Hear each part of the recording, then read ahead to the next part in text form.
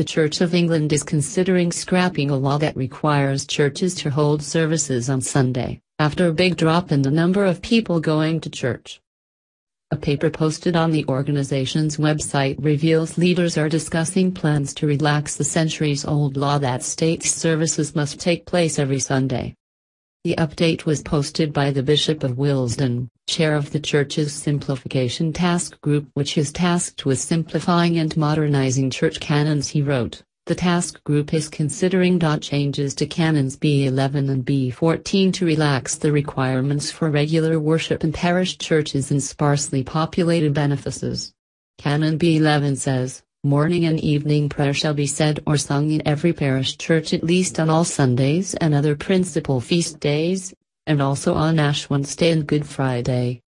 Each service shall be said or sung distinctly, reverently, and in an audible voice."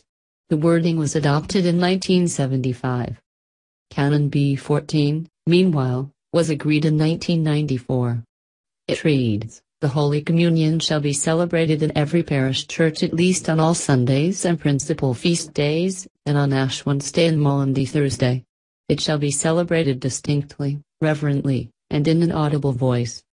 The rules are based on the first edition of the Laws of the Church of England, which were agreed and recorded in 1604 during the reign of James I. They include rules stating that Christians must spend the Sabbath hearing the Word of God read and taught in private and public, and every vicar must preach one sermon every Sunday of the year. The planned changes come amid a continuing decline in the number of people going to church in the UK. Despite 59% of the population defining itself as Christian, less than 2% attend services each week. Last year Sunday attendances fell to 760,000, dropping below 1 million for the first time and to just one-third of the figure for the early 1960s. A Church of England spokesperson told The Independent, "The Church of England has some parishes with a lot of churches in them. It is impossible for vicars to get round all the churches on a Sunday, so they were effectively breaking the law.